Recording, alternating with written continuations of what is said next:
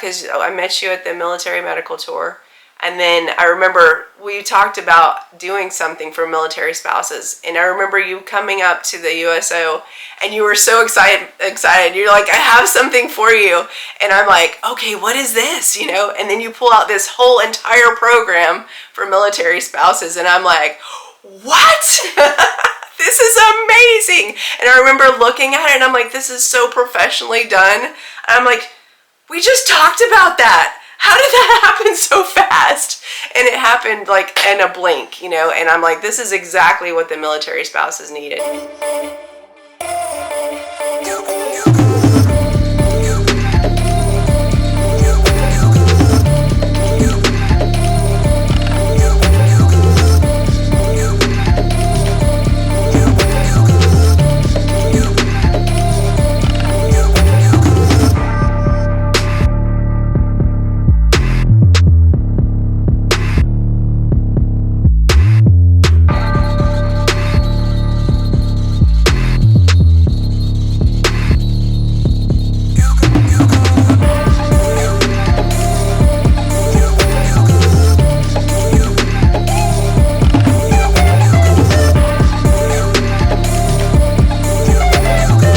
We had such an interesting group of people too, right? So we had all of these military spouses that came together, and so that just made the training so much more special. We all had a similar experience in being a military spouse and the things that we go through as a military spouse, even though we were all so different and had such different backgrounds. But I remember us, you know, sitting around talking about milmindbody and how amazing it would be to have an organization that was specific for military and military spouses to be able to do mind, body, yoga, meditation, health, nutrition, all of the things in one place, you know, that's specific for people who are from that same background.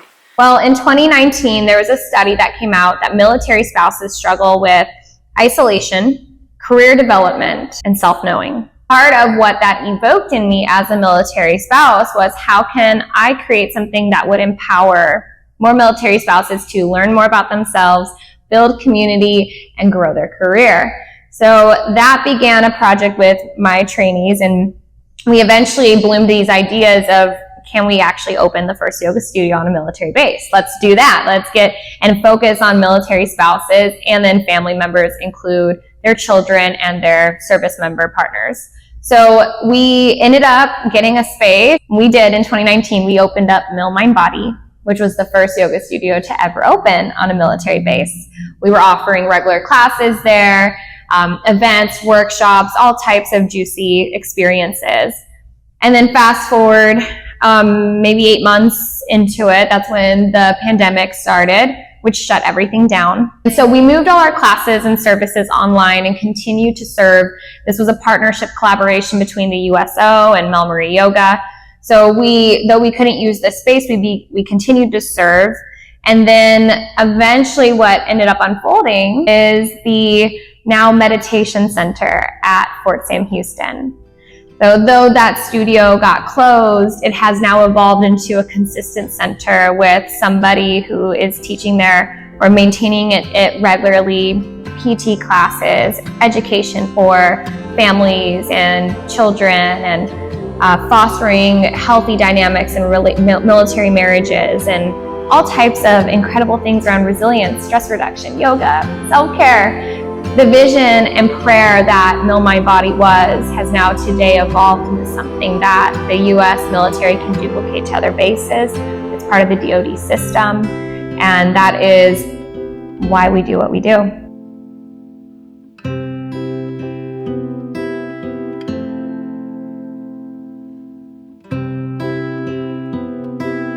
My name is Olina Steinmetz. I am a military spouse of 15 years. I am also a certified group fitness instructor, certified personal trainer, 500-hour certified yoga teacher, and currently a yoga therapy student. I started teaching group fitness, and the reason I wanted to get a little bit more into group fitness, it was when my husband was deployed. He kept deploying, and I just tried to find something for myself. And then progress into personal training certification, and eventually yoga was something that was like a mystery to me.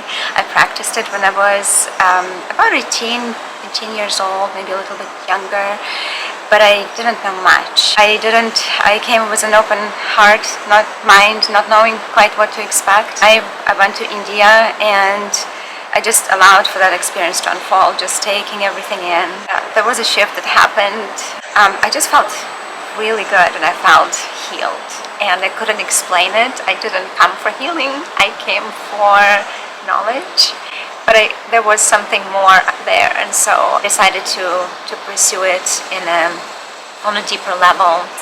So currently we have just a variety of classes. Vinyasa, I like to merge the classes, so it's a mix of everything, and specifically for the families, the children, allow kids to just have fun, get into shapes, and just enjoy. Especially for military kids, I know that military children are 40% more likely to have anxiety and depression. Yeah. So being able to offer family yoga experiences, because military spouses often struggle with childcare, and invite them to, if they see their parents practicing and taking care of themselves, exactly, they would be able to do that too.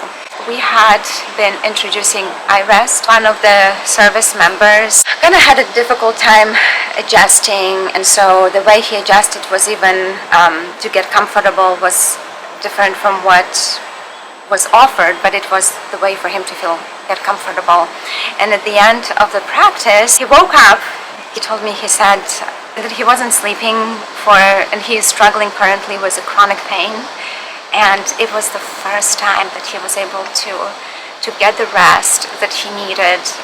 He would get about 3 hours of sleep a night, and so it was just to see the rest on his face was very powerful, and I invited him to really absorb and feel all of that, because the best teacher is his experience. I think the military is recognizing the need for stress relief, and finding those tools and introducing various tools to service members, family members. I think they're more accepting of different like breathing techniques, or even meditation techniques, maybe journaling practices. Help that to introduce it into the lifestyle. The U.S. Army came out with 7-22 Holistic Health and Fitness, and that coincided with a lot of the mission that we had with milmindbody, because at the time it just so happened, right, 2019, H2F comes out, the yoga studio in Fort Sam comes out, and that kind of brings a little attention and conversation of, hey, this actually marries in divine timing with everything. Well, naturally, before then, I was already, and since 2012, I've been fulfilling unit requests for the military all over Fort Bragg, Warrior Transition Battalion, doing MWR, all types of things on Fort Bragg. Moved here, continued fulfilling unit requests. So if they needed PT or a morale event, I was teaching yoga all over Fort Sam prior to open the yoga studio. And with that, we already had some relationships, and then from opening milmindbody, which again, this was all free, sponsored by Mel Marie Yoga. Part of what people who come to teacher training, that investment they're giving is cycled back into the community. So a lot of the efforts that you're seeing, even this Docuseries, that investment translates into ways that we can continue to resource studios in the community or initiatives, trying to change systems, getting memberships to get into healthcare conversations.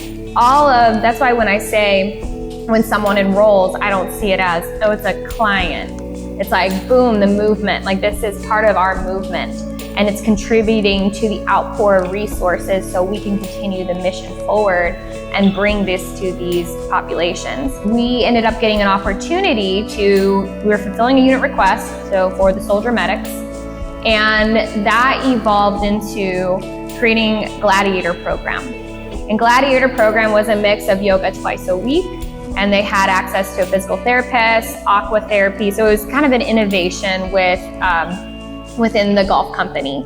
And this was soldiers that were basically either going to be recycled or, they had some type of injury, because a lot of soldiers coming from basic training are coming in with lower limb injuries, and this is across the whole military. So trying to combat this lower limb, these fractures, these injuries that these kids are coming in with, yoga is profound for building bone density. It was, how can we create things to help rehab these soldiers so they're not either being recycled or kicked out, which from the military standpoint, that's a loss of money.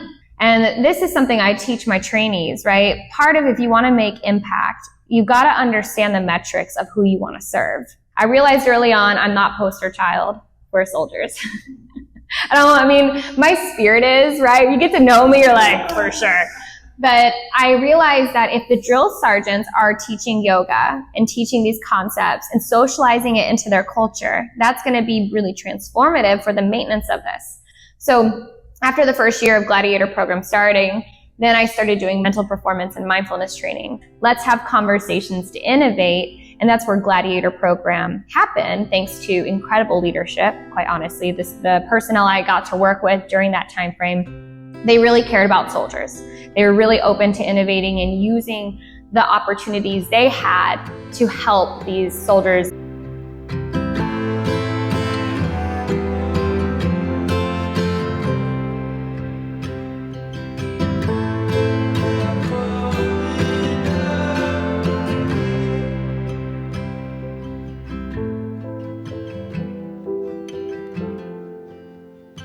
So my name is Greg Weller, retired from the city of Austin, Travis County EMS.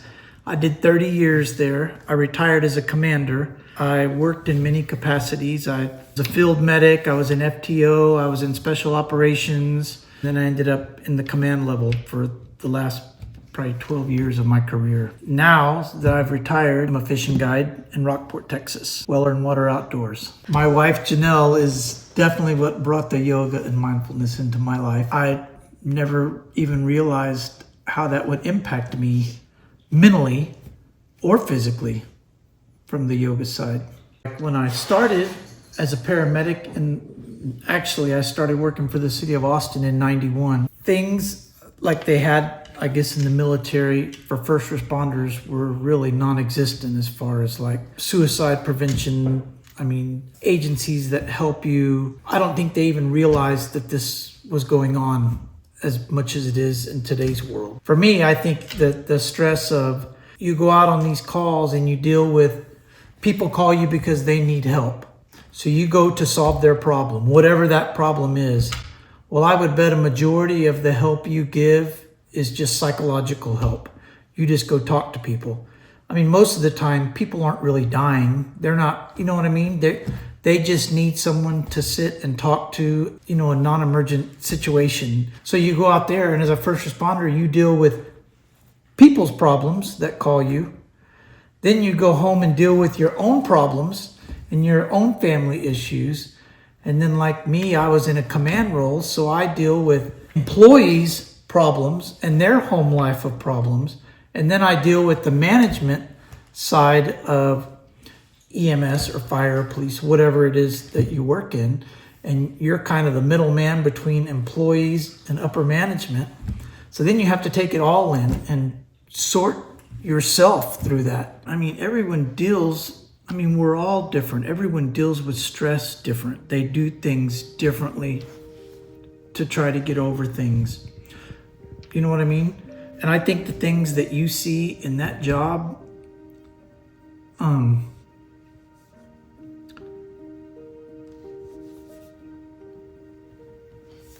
debriefings definitely became more, that was something that definitely was happening a lot more before I retired, especially big calls. We didn't just debrief, the mental part of it, but what we could have done better, what would have changed this call, if we could have done something different, or did we do everything, that, of course we did everything that we thought we could do, that was the right thing to do, but is there anything that we could have done different now that we all look back on it? Towards the end of my career, yoga started getting put into, to have a healthy mind, doing yoga and doing things to keep your mind clear. They tell you things you do to help yourself is definitely helpful. There's no doubt.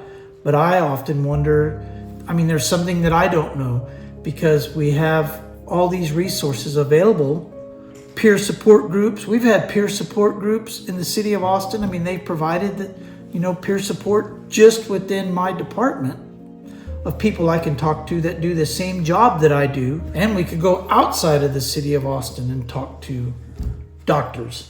I mean, there's a lot of avenues, but people still commit suicide. Well, when I hear this, I would suggest that it's because they treat it as like this extracurricular or if you need help versus threading it into the normalcy of how you train. That's a great point. That's exactly right.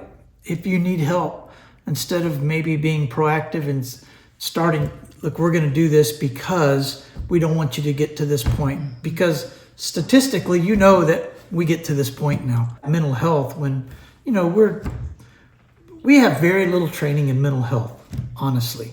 And I think that's something big that's come up over the years too, is I think these departments, big cities, they realize that these calls are so much for mental health, but we're not really trained in mental health. You go to paramedic school thinking you're going to go out and just go save people's lives every day. And that's not near what it is. When you start really doing the job, it's mostly about mental health.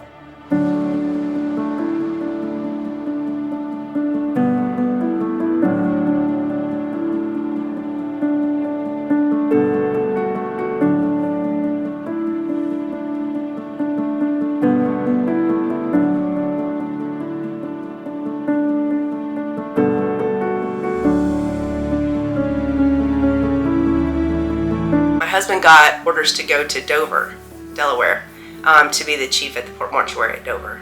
It's the highest ranked enlisted person at the mortuary, and so basically they're like overseeing all the operations and everything of the mortuary.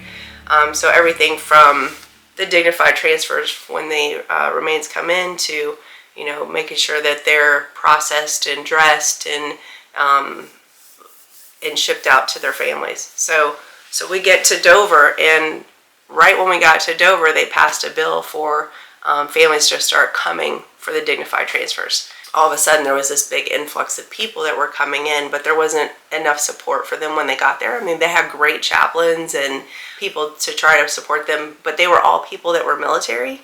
And a lot of people that came there, they just lost the love of their life, their son, their daughter, and now they're all of a sudden coming to Dover, and everyone's military. The commander's wife came to welcome me with the welcome plant, and she's like, "I heard you might want to help," great lady. And so I said, "Yeah, if there's anything I can do to help, let me know." She's like, "Yeah, it would be really great if you could join us at this. We're having this first meeting to bring together an organization to start helping these families." I go to this first meeting, and they're starting a nonprofit, and so we started an organization called Friends of the Fallen. We did everything from say a family comes and, these people that are coming, they just found out that they lost their husband, their wife, they just got that knock on the door. Within 24 to 48 hours, they were in Dover right after they got the knock on the door. So it was in a really tough time. So people would come there, and you have people from all different walks of life. What we did with Friends of the Fallen is we would help them with whatever it was they needed. So say someone came and they were breastfeeding, but they didn't bring their child and they needed a breast pump. So we'd help them with that. And then eventually we helped build a Fisher House out there. And so then we stocked the Fisher House so they would have all the food, because government will pay for some things, but not for all things. The USO was creating a Families of the Fallen program. And so they wanted someone to do the same work that I was doing. So I'm looking at it and I'm like, this is kind of a no-brainer. And I took it on. So I ended up helping the Families of the Fallen program start for USOs nationwide. So one of the things that we had at the mortuary itself is they had a resiliency program there. I wish that I had been into yoga then, but I wasn't, so there wasn't any yoga and there wasn't any meditation going on there, but that would have been an amazing place to have been able to add that to that. So I ended up working for the USO for quite a while, doing their Families of the Fallen program, and then I left and I went to TAPS, which is Tragedy Assistance Program for Survivors. Things started winding down a little bit, which was really great. So you had all these people at first that were you needed to help them on the front end, but then it was they need aftercare, and so I wanted to be more a part of that. I get to DC and I'm working out there at TAPS. We were given a scholarship to go to transcendental meditation. Right around the same time, we moved to DC, and there's literally yoga studios on every corner. I decided to go ahead and try out a yoga studio. At first, when I went in there, I was super uncomfortable. It was a very slow class that I went to begin with, and I was like coming out of my skin. I was like, I cannot do this. And then right around the same time, I started trying to do meditation. Couldn't do the meditation either. I was like, same thing, just coming out of my skin, just sitting down, because I was so busy all the time, always doing things, and that's part of how I dealt with my trauma, was just work. So for me to be able to slow down long enough to do a meditation felt so uncomfortable. One of my friends ended up actually introducing me to another yoga studio, and that studio had power yoga. So I could do power yoga, right? Because power yoga had some weights. I felt like I was doing something. It was hot yoga, it was power yoga. So it was like, okay, I feel like I'm doing something. And I didn't feel so uncomfortable, like I was gonna come out of my skin. Then I was able to start doing some of the other yoga, a little slower, beginner yoga, learning that. Then I was able to meditate. I wasn't able to until I started doing yoga. But then I started getting into meditation. And then I got into meditation every day, multiple times a day. I think the two fit perfectly together, and I don't know how I would have ever been able to do meditation without yoga. It was very interesting to me whenever I first signed up to do the training with Milmarie. It was totally not what I expected at all. I went in there thinking, well, we're going to learn how to do all these different poses, and we're going to perfect our poses. And then I get in there, and it was so much more than that. Another way to be able to really connect with self. I mean, we did the yamas and niyamas when I first got in there, and I was like, wow, what is this? It just blew my mind. So when I was in Monterey and I was trying to research schools when we were moving here, your website was one of the websites that popped up. You worked with military community, and so it just really truly warmed my heart, just knowing that there is an outreach being made, because we all need those practices, but just know that military community, who I do believe truly will benefit from it. I apologize. I'm just really grateful to see that outreach here, but just to be able to connect so far away, just looking up what's out there in San Antonio. So and I truly appreciate it for you coming over and teaching classes and meeting you for the first time. It was just an honor, and I'm truly grateful.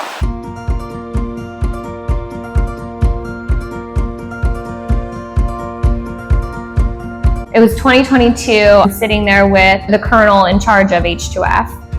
And I'm sitting there, I taught a class for the soldier medics, and we're talking about how the Army is scaling, and these are the next steps.